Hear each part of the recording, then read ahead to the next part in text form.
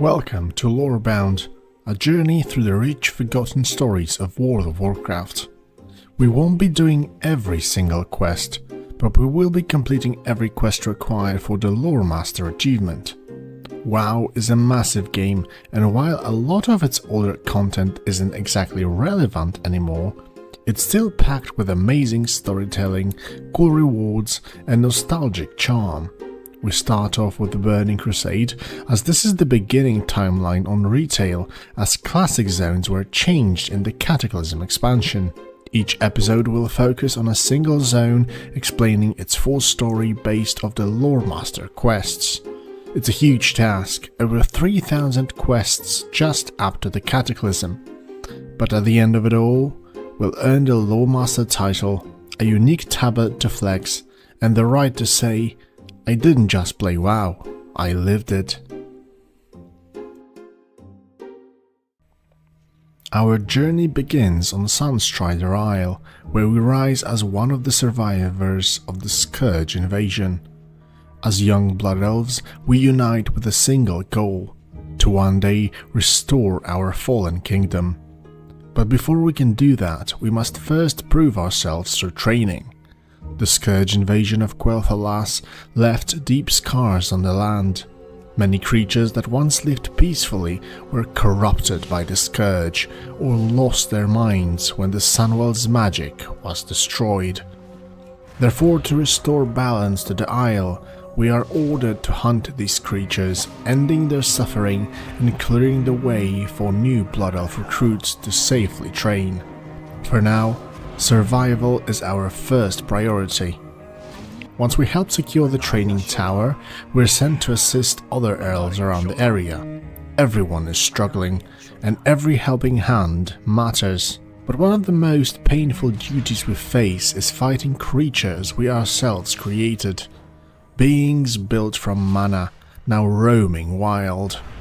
These beings once served us, but now they attack us, driven by the pure magical hunger. Therefore we must use our racial power, Arcane Torrent, to pull mana from them. This helps us keep our own magical addiction in check and avoid becoming like the wretched, former elves who lost themselves to the mana thirst. We also gather arcane crystals, reminders of the control we once had over these magical forces.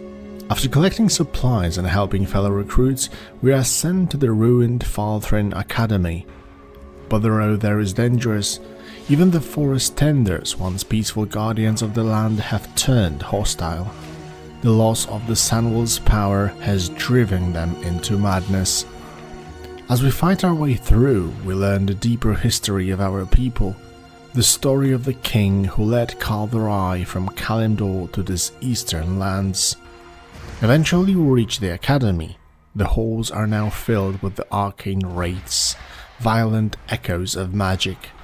But at the top of the tower, a far greater threat awaits. Feldrin the Banished. Once a student of the Elders, now a twisted wretched who refuses to follow the new path. He gave in to the thirst and lost his soul. Therefore we confront and defeat him, ending his madness and reclaiming the academy for our people. With this victory, our training is complete. We have proven we can resist the thirst that broke so many others.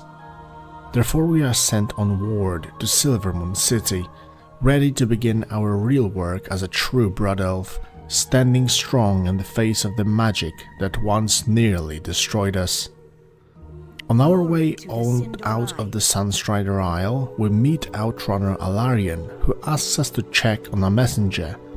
He had been sent toward Falconwing Square with an important package, but hasn't yet returned.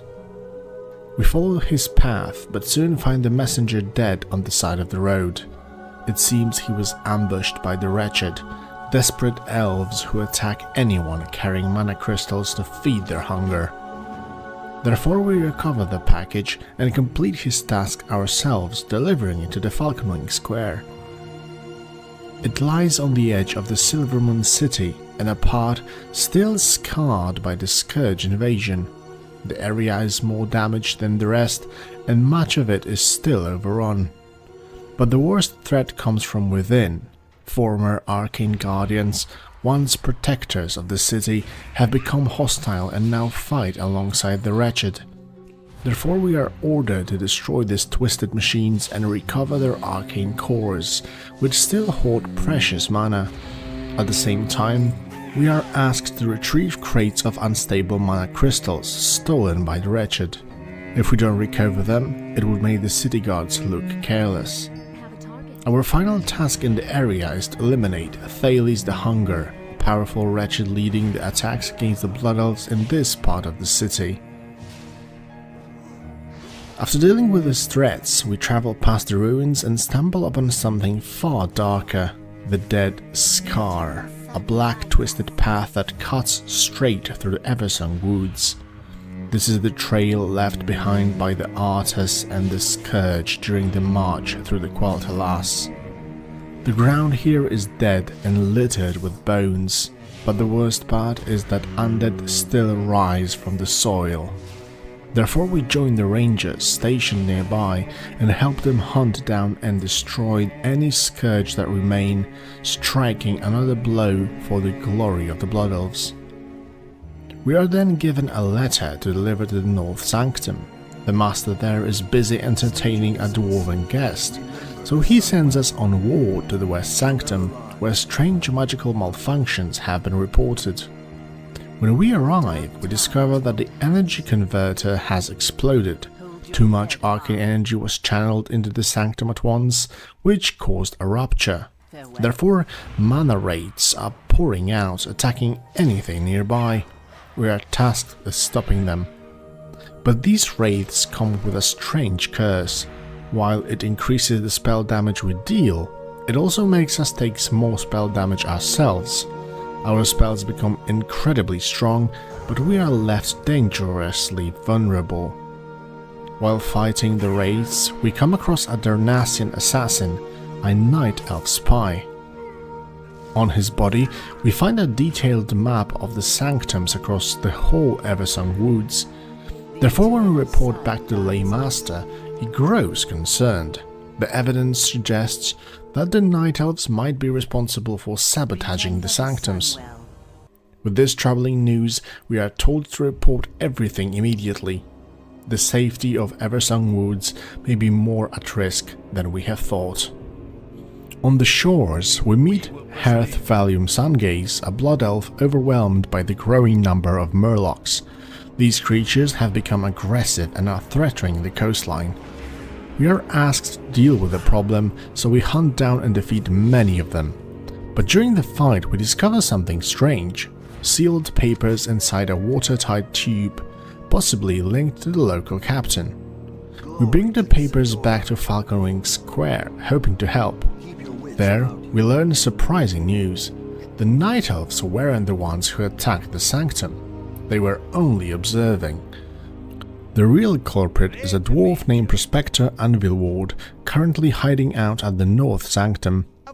Therefore we are tasked with sending the Alliance a message that the Sin'dorei are not to be trifled with. We trick the dwarf into the sanctum and execute him without mercy. With that taken care of, we are sent south to Fairbreeze village. On our way, we stumble upon the aftermath of the wretched attack. A master and his apprentice were robbed, and the apprentice tried to chase the thieves with fireballs. But the wretched panicked and tossed their stolen grimoire into the water. Therefore we recover the soaked pages, so the mage can study once more. Once we arrive in the Fairbreeze village, we learn that Sunsail Anchorage, a critical port for the Blood Elves, has been completely overrun by the wretched. Therefore we are sent in to clear out the threat and reclaim the area. Along the way, we are also given smaller tasks. We hunt springboars for their pelts, which will be used to sew new armor for the guards. We also visit Saltheral's Heaven, where a noble Blood Elf is throwing endless parties. The town thinks he's a fool and asks us to stop him, but when we arrive, we're surprised to find he's not dangerous, just demanding. Therefore, instead of stopping him, we help him gather supplies from around Eversong Woods to fuel his next celebration. At the Sunsail anchorage, we found the captain we had recovered the papers for earlier. He's grateful to have them returned, but with the wretched still in control of the port, he can't leave. Therefore we fight through the waves of the wretched, collecting weapon crates abandoned during the invasion. We finally reach the largest tower, where the wretched leader Azeroth waits, heavily guarded. But with our growing shadow powers we prove too strong and Azeroth is defeated. Before we return, we head back to the shoreline. The Murlocs there are still a threat, and worse, their leader, Murgle, continues to send troops to harass Blood Elves' outposts. Therefore we launch a final assault, recover the stolen cargo and slay Murgle, putting an end to their raids. At last we return to Fairbreeze village, where we report all of our victories. The coast is safer, the port is reclaimed, and the Blood Elves are stronger because of our efforts. We are then sent once again to the Dead Scar, the long, cursed path left behind by Arthas and the Scourge. Our task is to clear out more undead as we make our way towards the East Sanctum. When we arrive, we meet apprentice Mirevda, who shares troubling news. The Sanctum has been completely overrun by the Scourge, but she isn't ready to give up. She wants to find out if the damage can still be undone. Therefore we help her by collecting samples of tainted soil from around the ruins for her magical studies. Unfortunately, the results are grim. The corruption is permanent, and before we can leave, the undead attack again, forcing us to fight them off to protect Mirevda. After the danger passes, Mirevda asks us to deliver her status report to the Magisters so that her findings can be properly reviewed. We bring the report to Magistrix Landra, who reads it carefully. She sighs and says that the irreversible damage only proves that the Blood Elves must look beyond this dying land, perhaps their destiny in Outlands. Next, we are sent south to inspect the barrier systems that were meant to protect Quel'Thalas. Most of them were destroyed during the Arthas invasion. We arrive at the runestone Shandor and are told to place an infused crystal to check if its protective powers still remain. But the Scourge notice what we're doing and move in to attack. Therefore, we defend the area while the crystal powers up. With its successful activation, the magical barrier is restored, buying the Blood Elves a little bit more time against the Scourge. Our journey takes us next to a haunting place, the Scourged Grove. It used to be a beautiful forest, but the elves were forced to burn it down to stop the Scourge advance. But now, the forest's ancient protectors, the Trents, have turned against the Blood Elves, enraged by the destruction. Therefore we are asked to fight them and secure the area, even though it's a painful task. After the grove is safe again, we return to the proximity of Silvermoon City, where we report back to one of the Magisters. We hand over the soaked pages of a grimoire we recovered earlier, but the Magister suspects that his apprentices bribed us to lie about how they lost the book. In this city, we collect the missing supplies for the Fairbreeze village and grab some sun-touched wine for the ever-demanding party at Saltheral's Heaven. Eventually, we make our way to the Farstrider retreat, where the Blood Elves are facing a growing threat from the Amani trolls. While helping them, we also pick up the final items for the party, Springpaw appetizers. Before we can face the trolls directly, we're sent to investigate a task with Aspire, a place once controlled by the Magister but now abandoned. One of the apprentices was last seen heading there, so we go check on her. She explains that she was sent to shut down the Spire's power sources after everyone had evacuated. But when she returned, the place was overrun by the mana creatures, and she couldn't handle them alone. Therefore, we decide to help her and teleport into the Spire, disabling the energy sources one by one. Inside, we discover Magister's Duskweather journal, which reveals a troubling truth. He had been experimenting with the alternative magic sources so the Cinder Eye wouldn't have to rely on the Sunwell. But the experiment went wrong. Many of his apprentices lost control and became wretched, so he shut down last power source and leave it disabled. Below the spire we meet groundskeeper Villanthian, who was sent here to clean up the aftermath of the failed experiments. Therefore we assist him by slaying the wild mana beasts still roaming the grounds. With our task complete, we return to the Sunstrider retreat and confront the Magister Darkwither. At last, he admits his mistake. He had waited too long to shut down the spire, and it cost him 3 apprentices. He realizes that some knowledge is just too dangerous, therefore he destroys his journal, vowing that no other Blood Elf will follow in his footsteps and repeat the same mistake.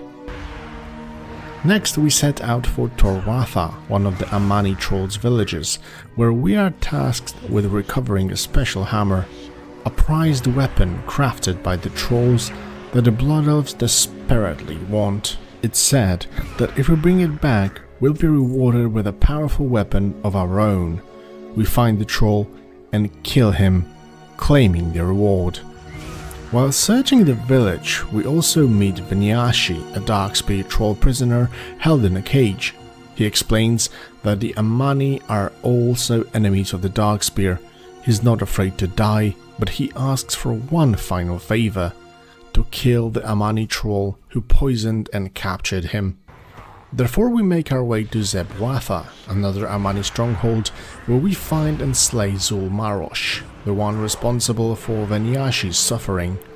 As proof, we take his head, but we also find something unexpected: Amani invasion plans. We can't read the language, but it's clear from the maps that the trolls are planning to attack both Sunstrider Retreat and Fairbreeze village. We return to Venyashi's cage to show him the deed is done. He is deeply grateful, and as a final gift he gives us a wand, a mark of honor from his battle against the Amani. With peace in his heart, he takes his final breath. Farewell, brave warrior. With heavy news in hand, we rush back to the Sunstrider Retreat to report everything. Therefore we are quickly sent to the Fairbreeze village to warn them of the coming Amani attack. They thank us for the warning, and we also finally deliver the supplies from the Silvermoon city. After that, we also stop by Salthera's Heaven to deliver all the party items we've gathered during our travels across Eversong Woods. He's thrilled, and as a reward he allows us to enjoy the full party, trainers, food, and plenty of wine. With our duties across the forest nearly complete, only one task remains: a missing messenger last seen near the Ghostland border. We head south and find him barely alive. The plague is consuming him, but nearby is Apothecary Thedra, a Forsaken skilled in alchemy. She believes she can help, but she needs a plague samples from the nearby beasts that consume the Blood Elf. Therefore we head into the Ghostlands and hunt infected creatures to bring her the needed samples. Thedra brews a potion, and slowly the boy regains his strength. However, he's still a little bit too weak to deliver the urgent letter from Regent Lord Theron, so we take the letter ourselves. We swear to deliver it to the Tranquillian, the Blood Elven outpost in the Ghostland. And with that, our next chapter begins: the battle to restore the Ghostlands and reclaim the lost glory of Quel'Thalas. Our journey in Ghostlands begins in the gloomy outpost of Tranquillian, where we deliver the sick messenger's urgent letter to Arcanis Vandril. The people there had been hoping for reinforcements from Silvermoon, but the Regent Lord is overwhelmed with problems back in Eversong Woods. Therefore, Ghostlands must defend itself, for now. To help with the rising danger, we're introduced to an unusual ally, the Forsaken, the undead who broke free of the Lich King. They've offered their aid against the Scourge because their leader, Lady Sylvanas, was once a proud ranger general of these very lands. Both sides now share a common enemy, Darkhan Dranthyr, the elven traitor who commands the Scourge forces in this region. After the initiation with the Forsaken, we return to the Arcanist, who tells us about a larger plan to liberate all local towns from undead control. Our first target is Suncrown Village, overrun by Nerubians, giant spider-like undead that once served Arthas. At the village, we find a dying ranger, barely hobbling on. He warns us that the Nerubians are strong because they follow a deadly leader named Anok Sutin. He begs us to finish what he couldn't, defeat Anok Sutin and help reclaim the village. Our shadow magic burns with purpose. We strike hard and fast, cutting through the Nerubian horde. Therefore, the village is freed and their terrible leader is no more. Back in Tranquillion, we also got to know that an elven squad had been sent east to deal with the Amani trolls, long-time enemies of the Blood Elves. But when we reach Lake Elendar, we find only the remnants of that squad. One of the surviving rangers tells us the truth. Their reckless lieutenant led them into a trap without scouting first, and the team was nearly wiped out. The lieutenant himself went mad from guilt. Therefore she asks us to take revenge on the trolls and collect their ears so she can craft a necklace to honor her fallen comrades. With our strength growing, we head to Zepsora and unleash our Shadow Fury. Troll after troll falls beneath our shadow-infused magic. The village is silence, the mission finished. Therefore, even though the squad was lost, the fight wasn't in vain. Their sacrifice helped turn the tide in this part of the Ghostlands. With the trolls at Zepsora defeated, the ranger sends us south to the Farstrider Enclave to check if Ranger Selena reached the outpost and requested help. But when we arrive, we learn she never made it. Therefore, the captain there has no idea what's happening on the front lines. To make matters worse, we're sent back to Lake Elrendar, where something ancient still stirs beneath the surface. At the bottom of the lake, the ghosts of Blood Elf ancestors are trapped, cursed by a long-forgotten ritual that gone wrong. Therefore, we're asked to set their spirits free.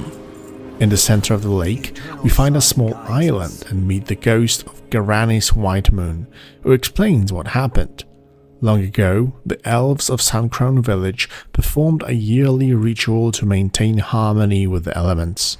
One of those elements, a powerful water being named Aquantion, broke free from their control and drowned the villagers, enslaving their spirits. But there's a way to undo the curse. We dive into the lake and collect the lost ritual necklaces from the drowned elves, place the medallions on the water altar, which summons Aquantion.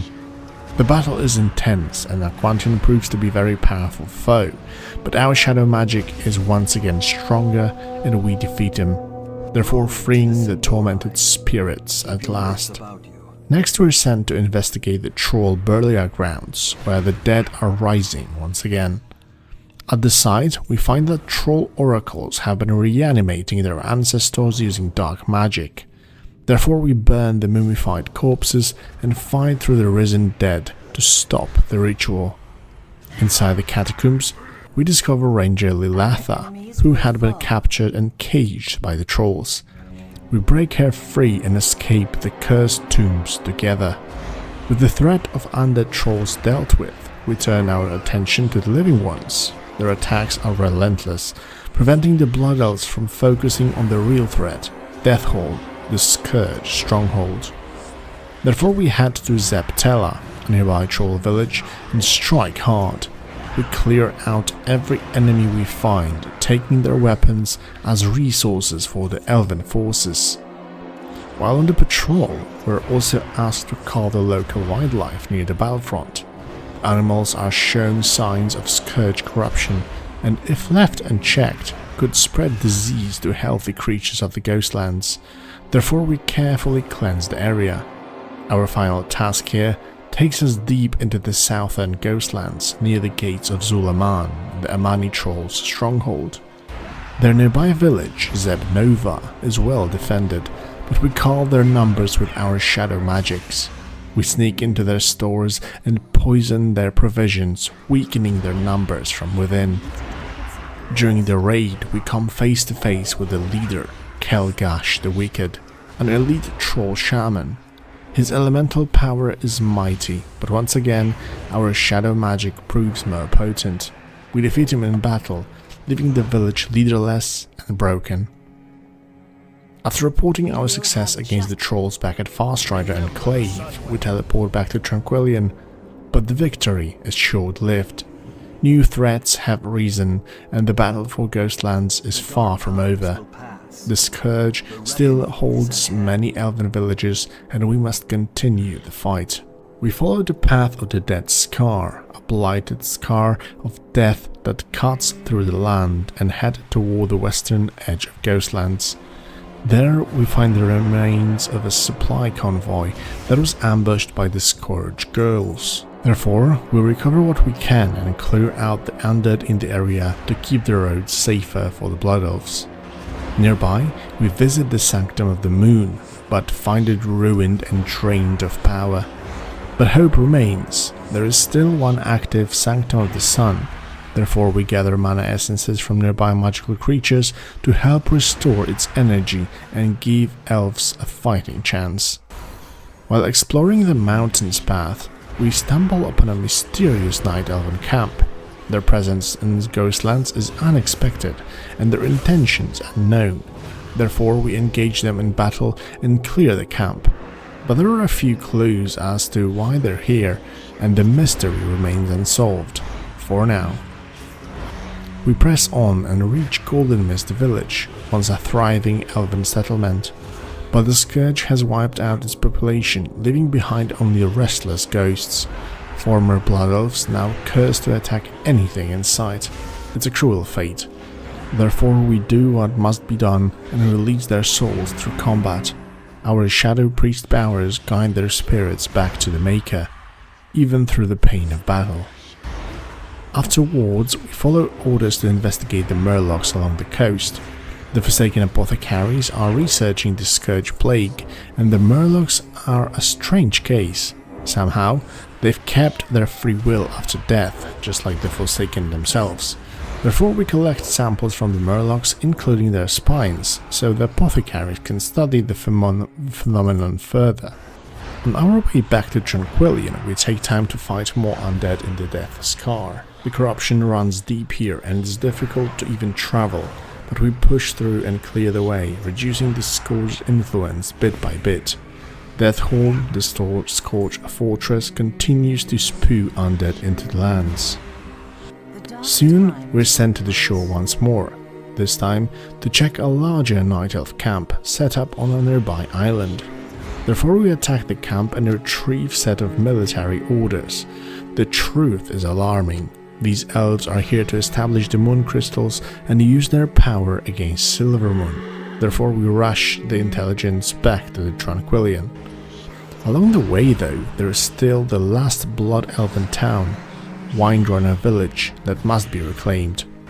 The area is overrun by the ill Scourge units, phantasms and gargoyles, twisted remnants of Arthur's army.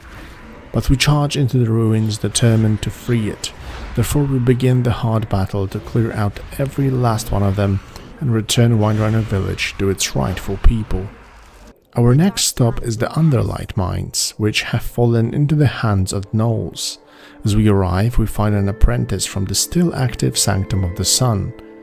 She explains that the Sanctum desperately needs more supplies, especially Underlight ore, but she's too weak to deal with the gnolls herself, therefore she asks us to collect the ore for her. We head into the mines and battle through waves of gnolls. Many of them are carrying the precious ore, trying to steal it for their own use. Therefore we defeat them and recover what we have taken. By the time we leave the mines, the gnoll threat is cleared out and the ore safely in hand. After that we return to the Dead Scar, where two elite Scourge monsters roam the land, Knucklerot and Luzran, massive abominations known for slaughtering any blood elf they see. They are wanted across Ghostlands and their deaths would bring a great victory. But we run into both of them the moment we enter the Dead Scar. Luckily, instead of attacking together, they come at us one at a time. Therefore, we're able to handle them both, and even though they're strong elites, our shadow magic proves stronger. One by one, they fall. With that done, we push north along the Dead Scar, wiping out any undead we come across. One of the Forsaken apothecaries nearby is collecting parts of the undead, spinal dust and rotting hearts to brew powerful new potions. Therefore we take the time to gather those materials, cutting down wave after wave of Scourge in the name of research. Once our bags are full, we return to Tranquillion to report our success. But our dumb work isn't done yet. We're sent to the Sanctum of the Sun, where some of the Silvermoon's most powerful magisters have arrived to prepare for a major attack against Deatholme, the Scourge's main stronghold in Ghostlands. Before the offensive can begin, we're sent back to the Sunstrider Enclave, where the Rangers have uncovered critical information about Darkhan Drantir, the traitor behind much of this destruction.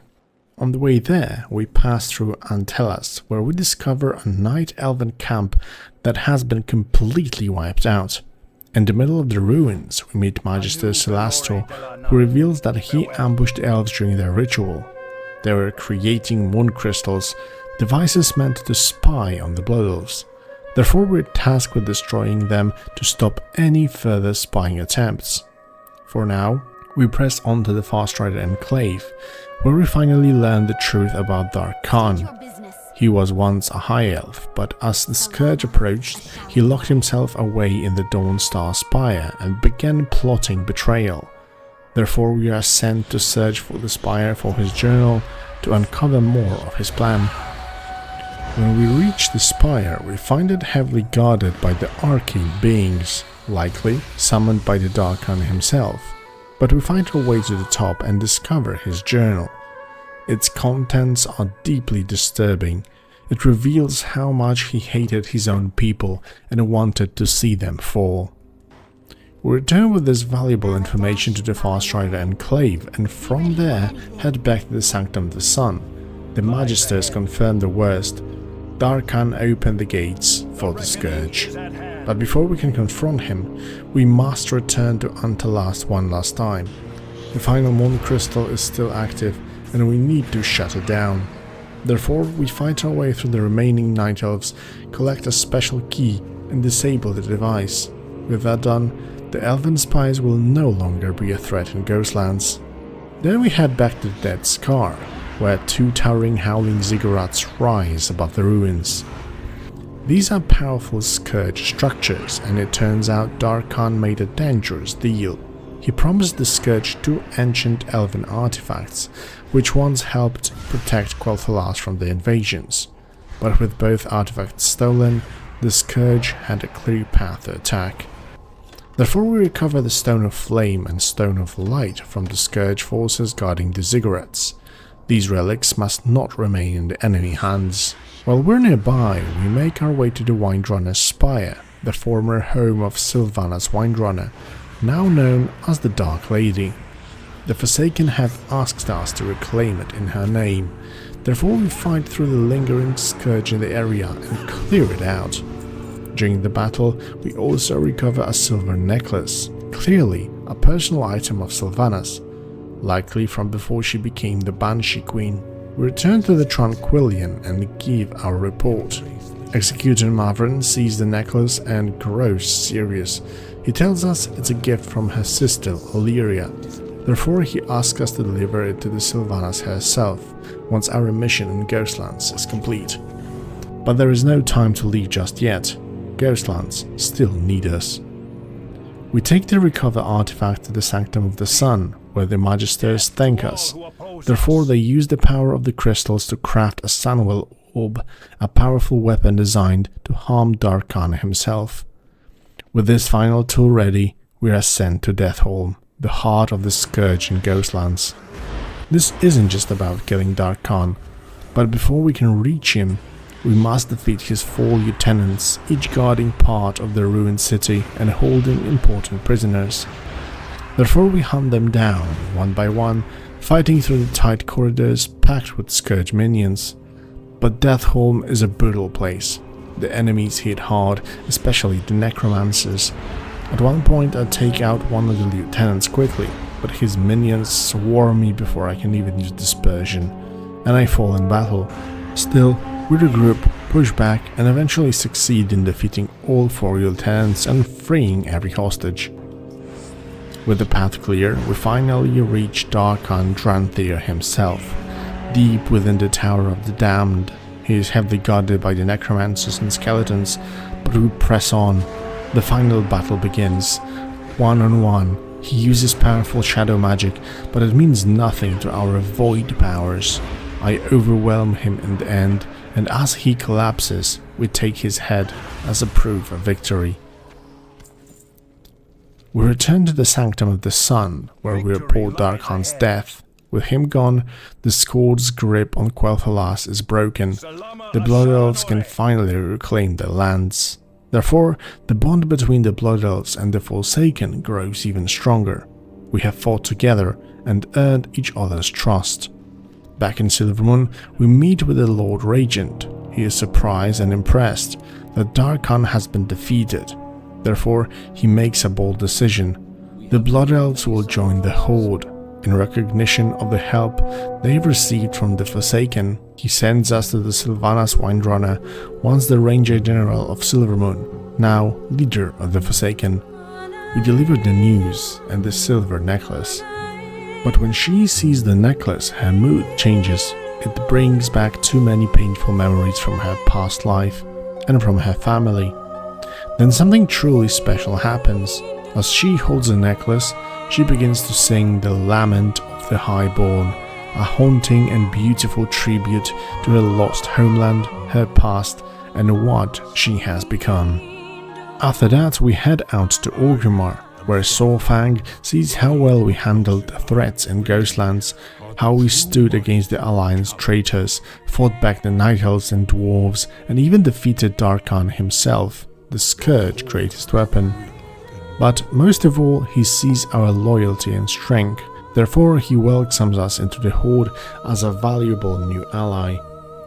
We return to Lothar Theron, proud of what we have accomplished. He tells us that this marks the beginning of a new era for the Blood Elves, a future shaped not by isolation, but by strength, unity and purpose.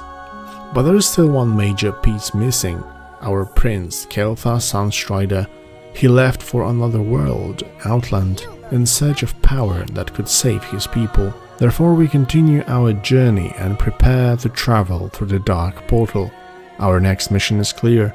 We will enter Outland, find Kel'Thas, and uncover the truth about what he has become, and what his choices mean for the future of Quel'Thalas.